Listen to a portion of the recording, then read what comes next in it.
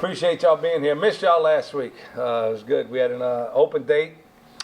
We practiced all week and got some stuff in. Kind of similar. We had a similar format to what we did against Bethune-Cookman that week, where we had we practiced good on good. Got some other guys that hadn't been getting a lot of reps in, and those guys got a lot of reps.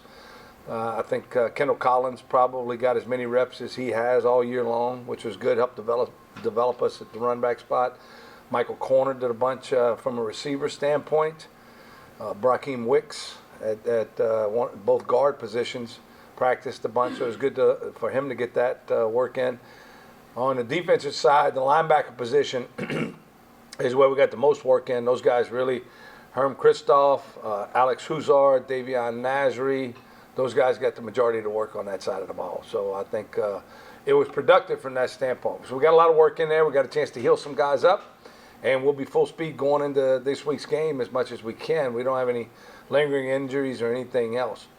Houston Baptist comes, we'll be heading over there. They've got the, I think they're first in the, I know they're first in the conference, but they're at the top of the country as far as passing yardage.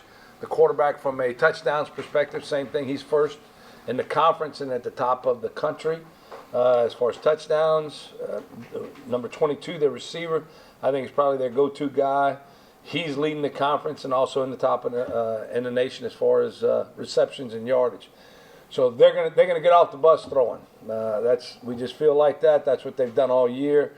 They'll throw it at any down and distance. They don't have any tendencies except they're going to throw the football. Their guy does a good job. Zapsa, and I hope I say his name right. I'm not being disrespectful. I just think that's how you say it. But I know Coach Shealy really loves him, thinks he's a great leader. The guy knows the offense, knows what they're doing. Really does a great job as far as distributing the ball around. But I think 22 and 8 are their two top guys. Both of them can take the roof off. One's more of a possession guy, I guess 8, but 22's got a chance to be explosive. So we got to do a really good job, again, tackling. They'll throw a lot of screens. We leave guys uncovered. They'll take advantage of it. They're a big tempo team. So if they have an opportunity to get the ball snapped before we get lined up or get the call in, they'll take advantage of that. So I think those are some things that are going to cause some issues defensively that we've spent all week last week working on, and we'll do again this week. And then on the defensive side, they're 4 down front. The number 27 is he leads the conference in sacks. So we got to make sure we know where he is at all times. He switches sides, so he's not going to just line up on either Rendon or Pat. He'll line up on both sides depending on whatever their call is. Their linebackers are active, but I think both defensive ends do a good job. Their tackle for losses and sacks are really high. So they cause issues for everybody. Their linebackers are active, and then in the secondary, the safeties are really nosy to the box. They attack the box. They're physical. They come downhill. So I think for them defensively, they're an even front football team. The problems they're going to present is their athleticism. That's what they do.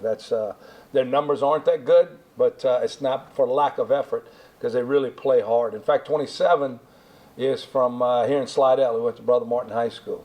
So he plays. I think he just has a great motor the way he plays. So he's very productive for them. It's a team that's 4-4 right now, 1-3 in the conference. We're looking at the Southland Conference, and we saw again this past week the teams that are winning, and who's going to win, you just never know. You don't know what's going to happen within the conference. And it's going to be like that for the rest of the season. We got 5 weeks to get going. It starts this week at Houston Baptist, and there's nobody can predict the outcome as to who's going to win. And if you do, I would go to Vegas and bet a bunch of money, but I don't think anybody's got the guts to go do that. I think it's just going to be, it'll be a deal where some teams are just going to end up surviving at the end because like for us, we have to take care of the football. We can't turn it over. We're -10 right now in the turnover margin, and we're not going to win like that. We're last in the conference from that standpoint. We're first in the conference from some other things as far as red zone offense. Our third down conversions is really high. Our yards per play is good. We just got to take care of the football, do a better job of that. But then on defense, we got to get the ball back from those guys. I think we're doing a good job in some aspects there, but we got to get some turnovers and take care of some of those. But with that, I'll take any questions you guys got. But I just know it's really good to get back into a game week mode starting this week, starting today. But last week was productive for us. Frank, it's got to be frustrating to have a game like you had where you're moving the ball and you shoot something in the foot. What did you say to the team to deal with the psyche in that? Well, you know, if we take the last drive, and go down and score and win the game, then everybody's happy, everybody's excited, right? And I don't think you can approach it like that. I think for 58 minutes or so, or 58 and a half minutes, that didn't change. The things that happened good and the things that weren't so good, they've already taken place. So just a minute and a half creates a mood for the rest of for the ball club for the next week and a half, 2 weeks. Well, we eliminate that. Each week we eliminate that. You know, there's going to be things that we do well and things that we don't do so well, whether we win or lose. And there's corrections to be made, and we celebrate the things that we did well. I thought our defense played really well against UIW. We turned it over 6 times. We gave them a touchdown. And at the end of the day, we gave up 20 points to a really good football team. We saw that this past week against Lamar. And we put our defense on some short fields, and we kept putting them back out there. They would stop them, and we put them right back out there. And I thought they did a fantastic job. I was really pleased with what we were able to do defensively. And I was happy with our offensive line play. I thought those guys did a nice job up front, gave up no sacks to a team that brought a lot of pressure for us from different angles. We ran the ball effective at times, but we just kept falling behind and turning it over. And once you get outside the chains, that's when it hurts you. So there were some things that took place during the course of that game that were good, and we celebrate those. But we can't celebrate 6 turnovers, and I don't think you have the expectation that you're so disappointed when you walk off the field and say, God, we should have won that game. It's kind of like my golf game. I'll get 4 pars and 2 birdies and 12 bogeys, and I can't figure out how I shot a 98, you know. And if it wasn't for those 5 triple bogeys, I really would have had a good round of golf. Well, the same thing happens out here. You know, you got to take the entirety of the whole 60 minutes, and that's where, you know, we just didn't get it done. Did this bye week, did that come at a good time for y'all? Absolutely. Yeah. You know, anytime it's in the middle of the season, it's good. You get a chance to go back and reevaluate everything that you're doing.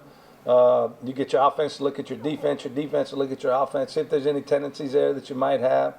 And then you allow some bumps and bruises, strains, sprains, and all that stuff to heal up, you know. And now you're starting to see, with the 4 games that players can play and still redshirt, now you're starting to get guys ready for this stretch right here. You know, you got 5 games left, and there's some younger guys that you're going to want to get in that might not have played, or some other guys that played early that you might want to hold out because some other people has taken a step forward. And that's what this past week we were able to see that. So I think it's a great time. I think last year we had it, week 11 I think was our open date, and that's really didn't serve a purpose for us. But this was a really good time for us. Were you able to get any clarification on the issue between clapping and stomping with the snap? Yeah, they don't know what to do. Basically, they would like to go to what the NFL has done, which is if you fake clap, it's a penalty. You can't. There's no fake claps. There's no bringing your hands together, any of that stuff. And they wanted to do it this year, but they basically put the legislation in too late for that to take place because everybody already started fall camp, so they thought it would be too big of an adjustment. I'm hoping when it comes around this coming year that we take it out, that if you fake clap, it's the same as everything else, because I don't see that as the difference as a guy standing under the center and bobbing his head or anything else. If you fake clap and bob your head and pick up your foot and all that, I don't see the difference in that and being under center. So let's just make it consistent across the board. Take it out. Sometimes we put in rules that really put the officials in a tough situation, and they've got a tough enough job as it is. So let's just get rid of those rules that they have to make those judgments on and make it clear cut, and allow them, if it's a fake clap or you're bringing your hands together, you're trying to draw the defense off sides or get them to show their hands, same as you would the quarterback under the center moving. So throw the penalty, and then let's just move on. You went in and around after the game Saturday that if there could be some personnel changes, or some of those things going to take place on Saturday? Yeah, absolutely. We're gonna have guys playing at all positions, every position. We're gonna have some more people playing that have earned the opportunity to play. And when I talk about personnel changes, is that what you got to go do is which this week did, you go in and you practice. And if guys don't practice well, if their game's declining, you have somebody ready to move into those spots, or the personnel change might take place during the course of the game. Somebody's not playing well, we'll be quicker to pull a trigger and say, you know what, we're not blocking well up front, let's make a change here. We're not tackling, or the coverage in the secondary isn't quite as good. Anything like that, we'll make that change and move in with another guy, because now we're starting to mature. Some of our younger guys are playing better. They're gaining some experience, so they got an opportunity to play. Well, if that's the case, they got a chance and we're not getting it done. Let's get somebody else in there, and then let's put them in the game.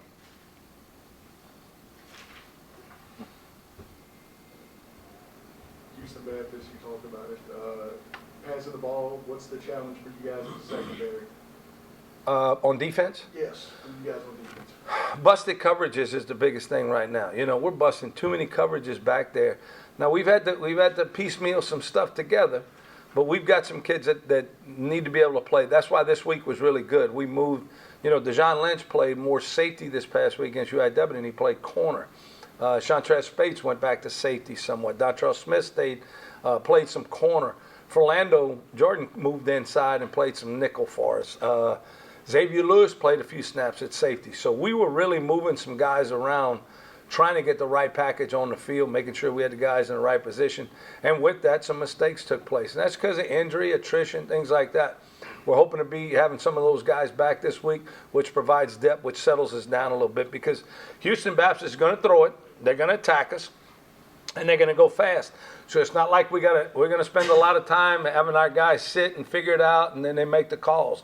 They got to go ahead and make those calls quick and get us in a position. So it's not going to be something where somebody's going to have to tell somebody else what to do. They better know what to do. Frank, talk about the job Isaac Berglund's done this year. He was a guy you went into the season counting on. Yeah. Has he responded like you wanted? Absolutely. He's at the top of the conference in tackles for losses and for sacks. And what he does is just bring energy to it. I think if you watch him play, snap in and snap out, you can see his effort level so high. And he provides leadership to the rest of the guys. You know, he knows this is it for him. He's done after this season, and he wants to go out on a high note. He's a great leader for us in the locker room. He provides leadership for us on the field. He's a quality person. He's a 395 student. He brings everything. He epitomizes everything that we want out of our student athletes, on the field, off the field, and in the community. And because of that, the other guys look up to him. They respect him. So when he says stuff, it carries a lot of weight. It's not just blowing wind, with him. He does. He backs it up, but he backs it up every day at practice. Well, what y'all see on Saturdays is exactly what we see Monday through Friday. That's how he practices. So that's why he's able to translate it on game day. What's been the guys' kind of response? Because last time we saw them, it was Saturday right after the game. A lot of emotion from those guys, but how do they kind of respond? Been a good week, Rob. Last week was a really good week of practice, and we talked about it as a staff. We talked about it as a team, that what's happened has happened, and we're moving on. We're going to look at this thing, and I think we had a team meeting last night, and it was really good. We got a chance to spend some time with them. And their eyes are wide open. They realize that everything is in front of us, and we control the majority of it. And I think because of that, you get that feeling of hope that you might not otherwise have. You figured, you know what, we're out of this thing. So now we got to motivate them. They're self-motivated. We're going to play well this week. I think we'll practice well, and I think we'll play well on Saturday. How about Chasen? I mean, he threw 4 picks. I Yep. didn't see the game. I don't know if they were his fault or where is his head at right now. Well, I think when you look at an interception, it goes back to quarterback. It goes back to protection by the offensive line. Receivers running the right route at the depth they're supposed to run it at. The back picking up in protection or being underneath to open up another window. So every time either a sack or an interception takes place, it truly is all 11 guys. But he knows he's got to take care of the football. Throwing 4 interceptions in a game is not going to get it. UIW had a lot to do with that. Again, they lead the conference and one of the tops in the country in interceptions. So when they get their hands on the ball, they catch it. But Chasen's got to do a better job of taking care of the football. But he's been our leader all year. He played poor against UIW, expecting to bounce back. He had a good week of practice last week, expecting to have a good week of practice this week and play well on Saturday. Was there any emphasis or discussion during practice about cleaning things up coming off the 13 penalties last week? Yeah, 6 of those were false starts. And that's the big thing. A holding call is going to happen. DPI is going to take place. And it's hard to coach it because you don't know how it's going to get called. It's a judgment call. But those other 6 penalties, those are things we can control. And now that's been an emphasis from day one. We were really good up until 3 weeks ago. Then things started, I'm not sure what started happening, but we started having those penalties. And we've been addressing it and, taking measures to make sure they don't happen again. So we're spending time on it, which we've spent time on it all the way through, whether it's a lack of focus or fatigue factor or whatever, I don't know. But we're continuing to work on those things to make sure we don't have them again. Because that's where you get killed at, The yardage wasn't that bad, but it was at 13 penalties. It stops drives. It puts you outside the chains. It puts you in bad, down and distance situations that you don't want to get into. What's the biggest challenge you're seeing when you guys watch HBU's defense? HBU's defense? Yes, sir. Protection, 27 and, 49, I think it's 49, coming off the other edge, the 2 defensive ends. Very disruptive. They're up the field. You'll see up and under moves. They're quick. Like I said, they lead the conference in sacks and tackles for losses. They really get guys moving outside the pocket. They don't.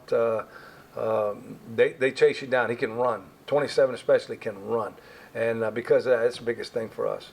Being able to take care of him, and you don't know where he's going to be. If you always knew which side he was on, you could scheme the protection that way. But you're not sure which side he's on all the time. Sometimes it's going to be a guess. Talk about how with your team, how fine the line is in these last 2 games where it just comes down to the very end where either team can win or lose. I mean, is that something you talk about going forward in these last 5 about, hey, we could have been on the other side of these 2 and, that's how close it is in these games? Absolutely. And you go back, Robbie, and just like we finished up every practice this week in a 2-minute situation. And we used the exact situation for UIW, the exact situation for McNeese State, and we used the exact situation for Ole Miss when we had the ball late in the 4th quarter, down 8, 1 possession to go back and score. So we used those 3 situations, and we practiced those 3 because we've been in them before. And that was a big message to our team is that you're so close to where you want to be, but we got to eliminate the turnovers, and we got to get a few turnovers. So if we take all of that out, when you have the ball at the end of the game, you want to be able to win it. And when your offense is as good as ours is, and we've got some explosive players that can go make plays, we got to go figure out a way to win that thing. And we didn't get it done. We didn't get it done in any of those 3 games, and that's why we're 3-3. But when you go back and look further into the game, when you start putting up by turnover margin, and just in those 3 games alone, it's way out of whack. And that's the part, the emphasis has been on that, to eliminate that. Don't give the other team at-bats and take advantage of our possessions when we got them. Everybody's good? Thank y'all, guys. Appreciate it.